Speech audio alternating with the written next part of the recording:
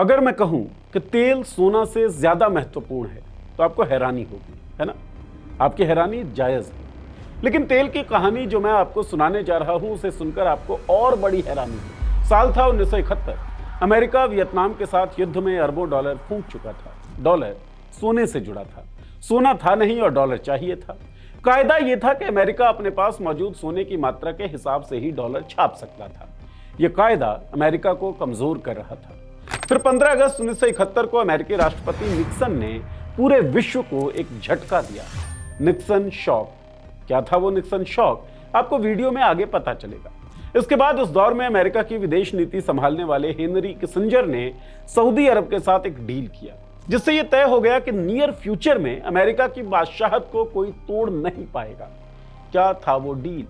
बाकी gulf Nations तो मान गए, पर ईरान बचा रहा। क्यों? और अब ये जो वॉर इजराइल के साथ मिलकर अमेरिका ने ईरान पर थोपा, उस वॉर से अमेरिका की बादशाहत पर खतरा कैसे मंडराने लगा? चीन कौन सा महीन खेल खेल रहा है? क्या अमेरिका फर्स्ट का नारा लगाने वाले ट्रंप अमेरिका को बर्बाद करने वाले राष्ट्रपति के रूप में याद किए जाएंगे? इन सब सवालों का जवाब न्यूज़ दैट मैटर्स के इस वीडियो में।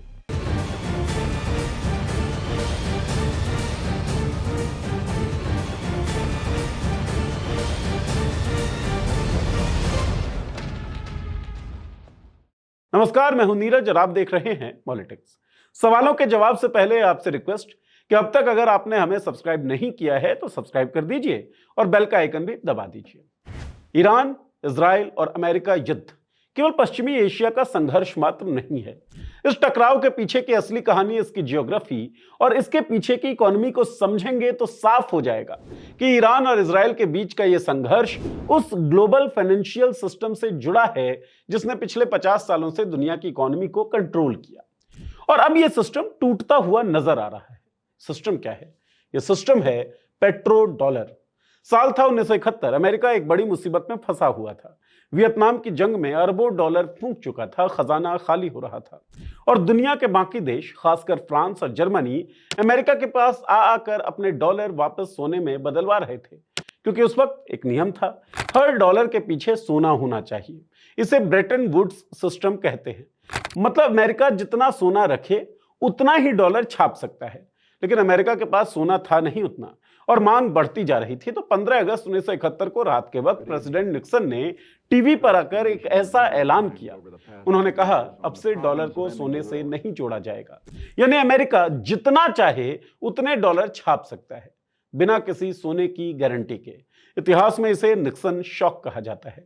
अब पूरी दुनिया के सामने एक बड़ा सवाल था, अगर डॉलर के पीछे सोना नहीं है तो डॉलर की वैल्यू किस चीज पर टिकी है? डॉलर को कोई क्यों माने? यही वो सवाल था जिसका जवाब हेनरी किसिंजर के पास था। किसिंजर उस वक्त अमेरिका के सेक्रेटरी ऑफ स्टेट थे, यानी अमेरिका की विदेश नीति उनके हाथ में थी और वो एक बहुत अच्छे से जानते थे दुनिया को जिस चीज की सबसे ज्यादा जरूरत है वो है ऑयल, तेल। हर फैक्ट्री को, हर गाड़ी को, हर देश को, इकोनॉमी को तेल चाहिए। और उस वक्त दुनिया का सबसे बड़ा तेल का भंडार था वेस्ट एशिया में, खासकर सऊदी अरब में। तो साल 1974 में किसिंजर चुपचाप सऊदी अरब पहुंचे और वहां के शाह किंग फैसल के साथ एक ऐसी डील की जो आज तक दुनिया की सबसे बड़ी डिप्लोमेटिक मूव में गिनी जाती है। डील बड़ी सीधी थी। अमेरिका ने सऊदी अरब से कहा कि तुम अपना सारा तेल सिर्फ डॉलर में बेचो, किसी और करेंसी में नहीं। और बदले में अमेरिका ने दो वादे किए। पहला, सऊदी अरब की मिलिट्री प्रोटेक्शन, यानी कोई दुश्मन देश आंख उठाकर सऊदी अरब की तरफ देखे तो अमेरिका खड़ा रहेगा।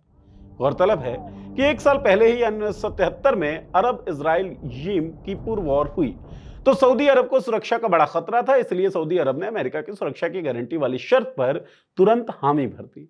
इस डील में दूसरा वादा किया गया कि सऊदी अरब जो डॉलर कमाए उसे अमेरिकी बॉन्ड्स और मार्केट में इन्वेस्ट करने का मौका मिलेगा, यानी तुम्हारा पैसा सुरक्षित रहेगा। सऊदी अरब राजी हो गया और फिर एक एक करके बाकी गल्फ देश भी इस सिस्टम में शामिल होते गए। बस यहीं से जन्म हुआ पेट्रो डॉलर का। दुनिया के हर देश को तेल चाहिए और तेल मिलता सिर्फ डॉलर में। तो चाहे भारत हो, चाइना हो, जापान हो, जर्मनी हो, सबको पहले डॉलर कमाने थे। दुनिया के हर देश के लिए डॉलर जरूरी हो गया, हर वक्त, हर साल। और जिस चीज की डिमांड हमेशा बनी रहे उसकी वैल्यू कभी गिरती नहीं है। निक्सन ने डॉलर को सोने से तोड़ा था और किसिंजर ने डॉलर को तेल से जोड़ दिया। जब पेट्रो डॉलर सिस्टम बना तो दुनिया के हर देश ने अपने फॉरेन रिजर्व में डॉलर रखना शुरू कर दिया। फॉरेन रिजर्व, इसका मतलब क्या है?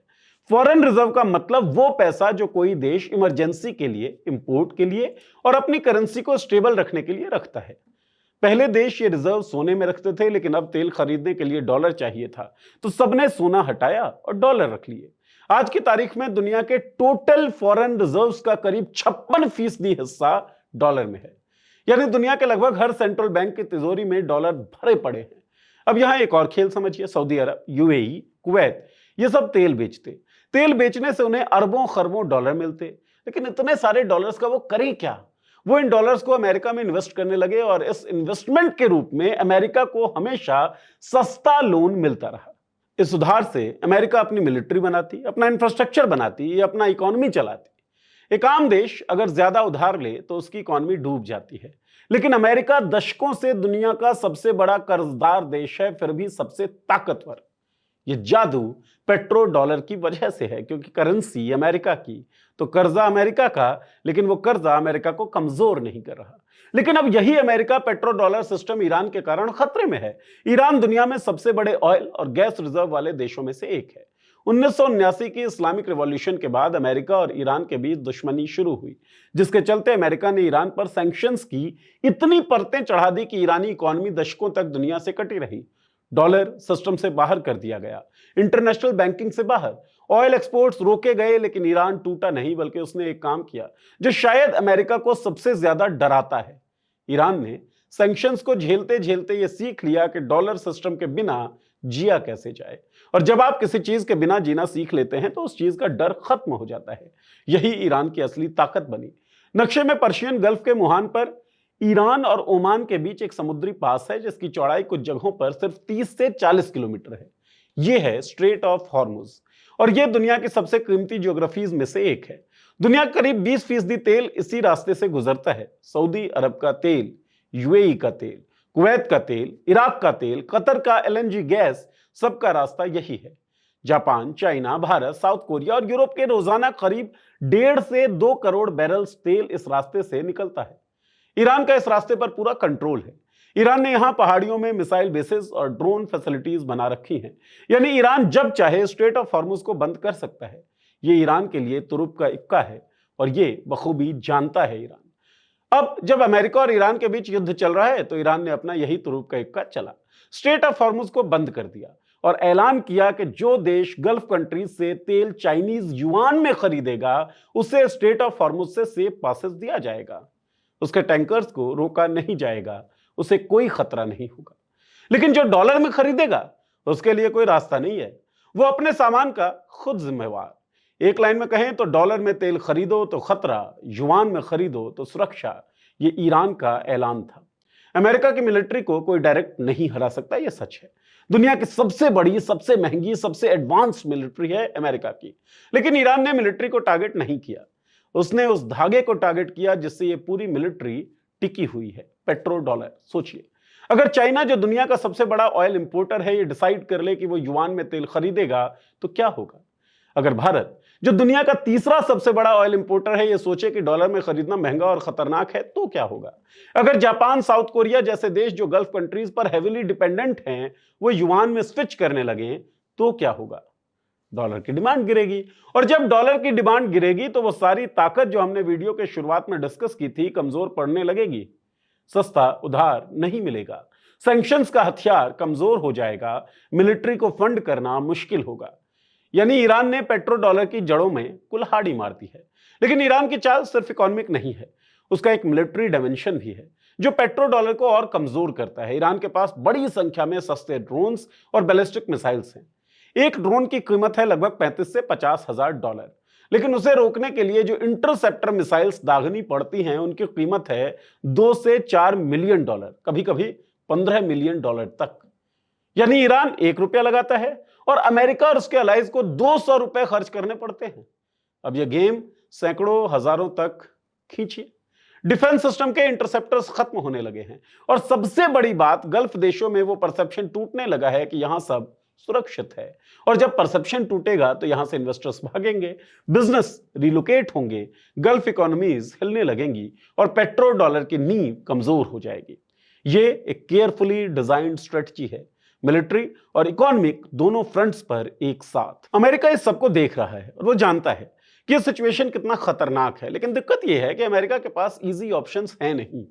अगर अमेरिका ईरान पर फुल स्केल मिलिट्री अटैक करे तो ऑयल प्राइसेस आसमान छू लेंगे, ग्लोबल इकोनॉमी क्रैश कर सकती है और यह क्रैश डॉलर को कमजोर ही करेगा। अगर अमेरिका कुछ ना करे तो ईरान का कॉन्फिडेंस बढ़ता जाएगा, युआन में तेल का खेल बढ़ता जाएगा और धीरे धीरे पेट्रो डॉलर की ग्रिप ढीली होती जाएगी। यानी ईरान ने अमेरिका जैसी सुपर पावर को बैकफुट पर ढकेल दिया है, बिना किसी डायरेक्ट अटैक के, सिर्फ ज्योग्राफी, इकोनॉमिक्स और एक स्ट्रेटेजिक अप्रोच से। अब सवाल है कि अगर पेट्रो डॉलर टूटा तो अमेरिका का होगा क्या? अगर डॉलर की ग्लोबल डिमांड कम होने लगी तो सबसे पहले अमेरिका को महंगे में उधार लेना पड़ता है। जो बॉन्ड्स आज 3 से 4% ब्याज पर बिकती हैं वो 6 से 8% पर बेचनी पड़ेंगी। और जब बोरोइंग एक्सपेंसिव होगी तो मिलिट्री जो 800 अरब डॉलर पर चलती है उसे फंड करना मुश्किल होगा। सैंक्शंस का हथियार कमजोर पड़ जाएगा, क्योंकि जिस देश को आप डॉलर सिस्टम से बाहर करना चाहो, अगर उसके पास ऑल्टरनेटिव सिस्टम हो तो सैंक्शंस का डर ही नहीं रहेगा। और सबसे बड़ी बात, अमेरिका में इन्फ्लेशन बढ़ेगी, क्योंकि अभी तक अमेरिका जो एक्स्ट्रा डॉलर छापता था वो दुनिया एब्जॉर्व कर लेती थी, क्योंकि दुनिया को डॉलर चाहिए था तेल खरीदने के लिए। लेकिन अगर दुनिया ने डॉलर कम रखने शुरू कर दिए तो वो एक्स्ट्रा डॉलर अमेरिका में आ जाएंगे और अमेरिका में ही इन्फ्लेशन मचाएंगे। वो बीमारी जो अमेरिका दशकों से दुनिया को एक्सपोर्ट करता रहा, निर्यात करता रहा, वो अमेरिका के घर में वापस आ जाएगी। इसमें सबसे बड़ा फायदा किसका होगा? तो सब फायदा होगा चाइना का। चाइना का प्लान बहुत लंबे समय का है। वो अगले 10-20 सालों में युआन को ग्लोबल करेंसी बनाना चाहता है। इसके लिए चाइना कई फ्रंट्स पर एक साथ काम कर रहा है। डिजिटल युआन, एक ऐसी करेंसी जो प्योरली डिजिटल है और जिसे स्विफ्ट जैसे अमेरिकन कंट्रोल सिस्टम की जरूरत नहीं। चाइना अपना खुद का इंटरनेशनल पेमेंट सिस्टम बना रहा है, CIPS, जो स्विफ्ट का ऑल्टरनेटिव है। बेल्ट एंड रोड इनिशिएटिव्स, दुनिया के 100 से ज्यादा देशों में चाइना इन्वेस्ट कर रहा है। रोड्स, पोर्ट्स, रेलवेज बना रहा है और इन सब इन्वेस्टमेंट्स की पेमेंट युआन में। धीरे धीरे दुनिया के छोटे देश जो चाइना के कर्जे में हैं, जिनके साथ चाइना ट्रेड कर रहा है, वो युआन को फेमिलियर मानने लगेंगे। ये डॉलर को रातों रात नहीं हटाएगा, लेकिन एक पैरेलल यानी कि समानांतर सिस्टम खड़ा हो रहा है। ईरान इसमें चाइना के साथ है। हालांकि ये कहानी अभी भी एक तरफा नहीं है। पेट्रो डॉलर अभी मरा नहीं है और जल्दी मरेगा भी नहीं, क्योंकि 50 सालों में जो सिस्टम बना है उसकी जड़ें बहुत गहरी हैं। दुनिया के ज्यादातर फॉरेन रिजर्व, जैसा कि हमने वीडियो की शुरुआत में आपको बताया, अभी भी डॉलर में है। ग्लोबल ट्रेड का करीब 80% हिस्सा अभी भी डॉलर में ही होता है। स्विफ्ट, दुनिया का इंटरनेशनल बैंकिंग सिस्टम, अभी भी डॉलर डोमिनेटेड है। और सबसे बड़ी बात, दुनिया के ज्यादातर देशों के पास डॉलर का कोई ऑल्टरनेटिव है नहीं। युआन में वो ट्रस्ट नहीं है जो डॉलर में है। चाइना अपनी करेंसी को फुली कन्वर्टिबल नहीं होने देता, मतलब आप युआन को जब चाहें, जिसमें चाहें, उसमें बदल नहीं सकते। ये एक बड़ी लिमिटेशन है। यूरो एक ऑप्शन है, लेकिन यूरोप खुद अपने प्रॉब्लम्स में उलझा हुआ है, तो अभी के लिए डॉलर का कंप्लीट रिप्लेसमेंट नहीं है, ये सच है। लेकिन और ये बहुत बड़ा लेकिन है, अगर किसी सिस्टम से भरोसा उठने लगे तो वो एक ना एक दिन खुद ब खुद कमजोर हो जाता है, और पेट्रो डॉलर से वो भरोसा अब उठने लगा है। कुल मिलाकर कहानी सिर्फ मिसाइलों और बमों की नहीं है, बल्कि उस सिस्टम की है जिस पर पूरी दुनिया की इकॉनमी टिकी हुई है, या फिर कहें जिससे पूरी दुनिया की इकॉनमी अमेरिका के कंट्रोल में है।